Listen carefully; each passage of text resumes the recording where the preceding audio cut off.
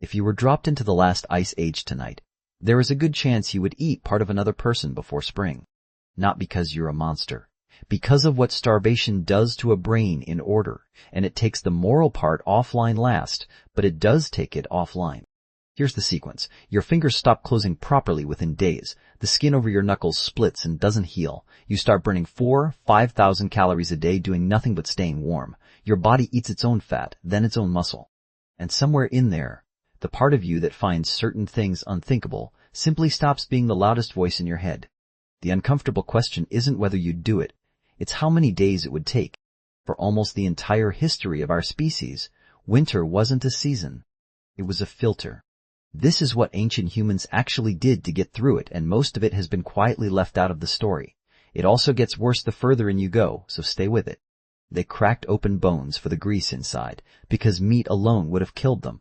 In a cave in England, archaeologists found human skulls cut into cups. In Russia, a structure built from the bones of 60 mammoths with a fuel source underneath it that tells you exactly how desperate things had become. And in every group, every winter, somebody had to decide who got fed first and what that meant for everyone else. By the end of this, you'll understand something stranger than any of it. Your own body is still running the winter program. The cravings, the tiredness, the low mood that arrives every year around the same time and that you blame on yourself. That isn't a flaw in you. It's a leftover. 20,000 years ago, the planet was a different object.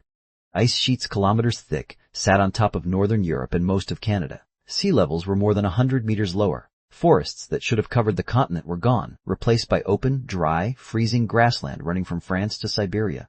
Winter on that plain meant weeks below -30, wind with nothing to break it, 4 months where nothing edible grew anywhere. And people lived there, not passed through, lived there, generation after generation, raising children in a place that killed the unprepared in a single night. They didn't do that by being tough. They did it by being willing. Start with the thing nobody expects to be the crisis. They weren't short of meat. They were short of fat. This sounds like a technicality. It isn't. Eat nothing but lean meat and you die, and not slowly. Your liver can only process so much protein before the byproducts poison you. Arctic explorers documented it in the 20th century. They called it rabbit starvation. You eat until you're full every day and you still waste away with diarrhea, weakness, and a slow slide into death. Sit with that for a second. They could be surrounded by meat, a whole carcass, and still be starving to death, because the one thing that keeps a body alive in the cold was the one thing that animal didn't have on it. So in winter, on a frozen plain, a lean animal wasn't food, it was a trap. But the trap wasn't the part that killed you fastest. Because archaeologists keep finding the same thing at cold climate sites. Mountains of bones smashed into fragments too small to identify, for years that looked like butchery waste. It isn't waste, it's a process. You break long bones into pieces, you boil them for hours, the grease rises to the surface, and you skim it off and let it set. What you're left with is a block of pure rendered animal fat that keeps for months and carries the calories that will actually get a family to spring. That's not primitive. That's a food processing industry, run without pottery, in temperatures that kill. And it tells you what winter did to human priorities. It wasn't the biggest animal that mattered. It was the fattest. So even when they hunted successfully, even with a whole animal down in the snow, they could still be losing. But there's a version of this that gets much worse. In Somerset, in southwest England, there's a cave called Gough's Cave. Around 14,700 years ago, at the tail end of the Ice Age, a group of people were living in it. And what excavation found there is some of the most carefully studied evidence of cannibalism anywhere in the archaeological record, work led by Sylvia Bello at the Natural History Museum in London. The human bones from that cave show the full sequence. Cut marks where flesh was removed, percussion damage where bones were broken open, for the marrow the same way they broke animal bones, human tooth marks on human bone. And then the part that changes how you read all of it. 3 skulls were not simply broken. The faces were removed, the bases were carefully trimmed away, and the edges were shaped deliberately with stone tools in a way that takes time and skill and intention. They were made into cups. Sit with what that requires. Somebody who had just eaten a person then sat down and did craft work on that person's skull, not in a panic, not in a frenzy, carefully, with a plan for the object afterward. That is the detail that separates this from a horror story. A frenzy would be easier to understand. This was procedure. And here's what the evidence does not say. There's no sign these people were hunted or murdered for food. The likelier reading is that these were their own dead, processed after death, which somehow makes it stranger, not tamer. This was a group that had a normal, repeatable way of handling a body when the alternative was watching children starve. The 6 months of dark, no animals moving, someone in the group dies. You already know what happens next. You've known since the first minute of this video. But eating the dead wasn't the darkest thing the cold made people do. Not even close. Because before you get to food, you have to solve heat, and on a treeless plain, there is no wood. At a site called Kostenki, on the Don River in Russia, there's a structure about 12.5 meters across, built roughly 25,000 years ago out of the bones of more than 60 mammoths. Research led by Alexander Pry, or examined not just the building but what was burning inside it. There was some wood, small amounts, probably carried in, and alongside it burnt bone, a lot of burnt bone. They were burning the animals. Bone burns badly, smokes heavily, and stinks, a thick, greasy smoke that gets into everything, and they sat in it, breathed it, slept in it all winter because the alternative was freezing. There was no clean air, which means the mammoth wasn't just dinner and it wasn't just building material. It was also the fuel. One animal, meat, grease, walls, thread, tools, and fire. And even that wasn't enough on its own. Nothing was allowed to be only one thing. That's what living at the edge does to a culture. It eliminates the concept of waste entirely. And now the part that should reset your picture of these people entirely. Somewhere in this period, humans invented the eyed needle, a sliver of bone or ivory with a hole drilled through one end, small enough to sew fine, close, wind-proof seams. Examples have been recovered from Siberian sites tens of thousands of years old. That single object is a survival technology. A draped hide keeps some heat. A tailored garment, fitted sleeves, closed seams, layers that trap air is a different category of protection. You cannot cross a frozen continent in a blanket. You can in a coat. There's a stranger line of evidence pointing the same way. Human body lice can only live in clothing, and geneticists have used the point at which they split from head lice to estimate roughly when clothing became permanent. The answer runs to well over 100,000 years. So this is not a picture of shivering primitives. These were people running layered insulation, rendered high-calorie food stores, and engineered shelter in conditions that kill an unequipped modern adult in under a day. This wasn't survival. This was engineering. Which makes the next part harder, not easier. Because expertise doesn't solve arithmetic, and this is where survival stops being something that happens to them and becomes something they have to choose. Picture the actual situation in February. The stores are down to the last blocks of grease. There are 25 people in the group. There is not enough, and there won't be more for 8 weeks. Imagine being the one who counts what's left. Imagine knowing every face around the fire, and knowing the number doesn't cover them. Imagine that this is not an emergency. It's just February, the same as every February. Somebody decides, and if it's you, you don't decide randomly. You look at faces. You weigh what each person can still do. The hunter who brings in the next animal keeps their strength.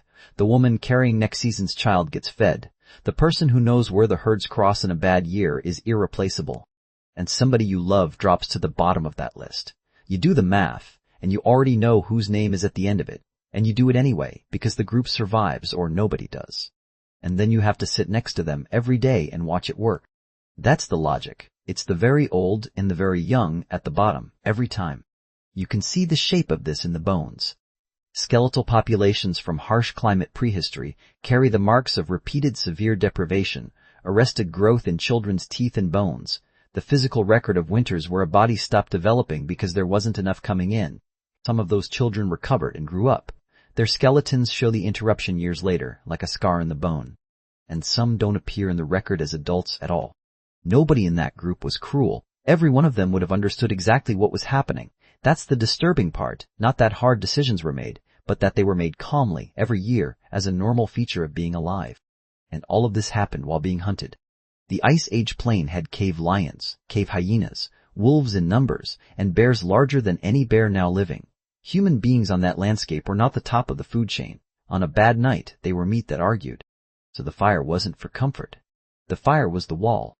Step outside that circle of light at night, and you stop being the most dangerous thing on the landscape. You become the softest, slowest meat on it, and something out there in the dark is always waiting for the fire to fail. Let it go out in July, and you have a hard morning. Let it go out in January, in a blizzard at -30, with no dry wood on a treeless plain, and you have hours, not days. Everything your ancestors built in that period was built inside a circle of light, perhaps 6 meters across, with the whole continent outside it. That's the entire margin. That's the difference between your species and everything that ate it. So you'd expect these people to be pitiless. The evidence says otherwise, and this is where the story turns. In Shah Nayar cave in northern Iraq, excavations led by Ralph So Letzky uncovered a Neanderthal man, Shah Nayar 1, who lived tens of thousands of years ago with a catalog of injuries that should have ended him. A withered right arm, damage around the eye socket likely leaving him blind on that side, trauma to the leg and a foot that would have made walking difficult. The injuries healed, which means that for years, in an ice age, in a group with nothing to spare, a man who could not hunt, could not see properly, and could not walk well was fed, moved, and kept alive. They kept him alive when every cold calculation in this video said they shouldn't have. The same species that broke skulls into cups also carried its wounded through winters. And that's the real mystery of the Ice Age. Not that starving people ate their dead, you understood that in the first minute of this video. The mystery is that the same people, in the same hunger, refused to put down a blind man who couldn't walk. Practicality that extreme and loyalty that extreme, living in the same skull. Hold both of those. Neither one is the exception. That combination is what human beings are. Total practicality about the body and total refusal to abandon the person. There's one more cost, and it left no marks on bone. 4 months of cold and dark in a small group with hunger arriving on schedule and no certainty of spring. Same people, same fire, same silence. For months, no escape from each other, no distraction, no new faces, nothing to do but wait next to a fire with the people you already know too well. The physical siege has a solution: grease, needles, fire, bone. And this is where most people dropped into it would break. The psychological one only had one solution: they talked. They filled the dark hours with stories about the dead, about places over the horizon, about what happened the last time the herds came late. That's not entertainment. That's how a group transmits everything it can't demonstrate, and it's why the knowledge survived longer than the people who had it. Winter didn't just select for tough bodies. It selected for groups that could hold themselves together in the dark. Which brings this back to you. Every year, around the same time, you get heavier and slower. You want denser food. You want to go to bed earlier and get up later. Your mood drops for reasons you can't point at, and you assume you're failing at something. You're not failing. You're provisioning. Your body still lays down fat when the light drops. It still turns down your energy when the days shorten. It still pushes you toward calories the moment the cold arrives, because for hundreds of thousands of years, the version of you that ignored those signals in October was dead by March. You live somewhere with heating and a supermarket open at midnight. Your body has not been informed. It's still running the winter program, in a world where winter can't kill you anymore, and you experience that ancient load-bearing survival instinct as a personal shortcoming. Everything your ancestors did in the cold, the grease, the skull cups, the triage, the carrying of a blind man through the snow, happened so that program would still be here. And remember where this video started, the question of how many days it would take before you gave in. You have an answer now, not a number. Something more useful than a number. You know what you become when the days ran out, because it's the same thing they became, and the machinery for it is still installed in you.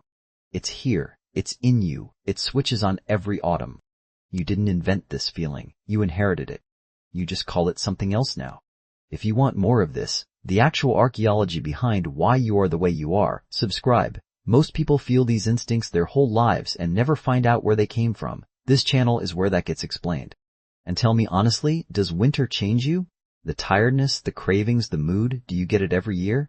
I want to see how many of you have been running an Ice Age program without knowing it had a name. And if you want the other half of this, what ancient humans did with the nights, and why you still wake at 3 a.m. for no reason, that one's on screen.